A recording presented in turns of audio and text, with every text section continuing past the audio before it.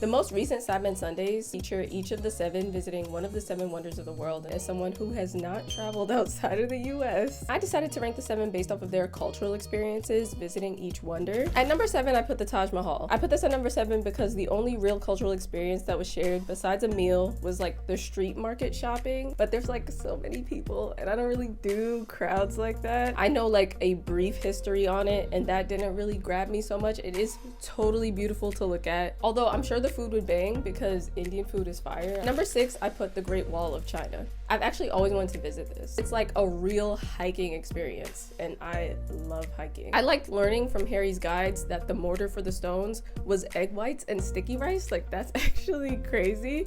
13,000 miles of that, by the way. I don't know how vegan friendly like the food market would be. I mean, the hotel was fire. I've never done table tennis, but that seemed pretty cool. At number 5, I put Machu Picchu. Machu Picchu is actually kind of around the top of which actual 7 wonders I'd like to go to, but their experiences didn't really give me that much of like cultural experiences that I'd like to have. I like the mysteriousness and the history of it, and I have a fear of heights and cliff sides, so me taking the trip to Machu Picchu would be like such a way to conquer a fear. This one was tough because Toby seemed to really be immersed in the experience. Even the way that they shot it and seeing like the fog, the mist, it kind of made it even more ethereal. And experience wise, I don't think I would really be into doing the sports, even though it was super wholesome to watch, but like I would just watch. And I'm very interested in watching like capoeira. Also, I think the food would probably hit here too. The culture is beautiful, the community seems beautiful, but I think the other wonders kind of just grabbed me a little bit more. Number 3 is kind of a surprise. I put the Colosseum. I like the historian that was guiding them, and I like the focus is now kind of on peace at the Colosseum. But like, I'm also interested in making pasta.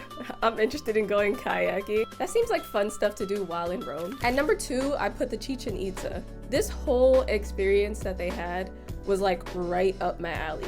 Cave swimming, let's get it. A spiritual cleanse, a traditional cultural practice, sign me up. Also, some history was shared via Josh about why the Mayans built this pyramid, as well as the sacrificial game that they played. The house they stayed in, I deserved vacation like this. My number 1 is actually Petra. Them being on the quad bikes, I've always wanted to ride those through the desert. I've never been on one myself, and I've never actually been in the desert. I heard chickpeas, I heard hummus, I heard rice.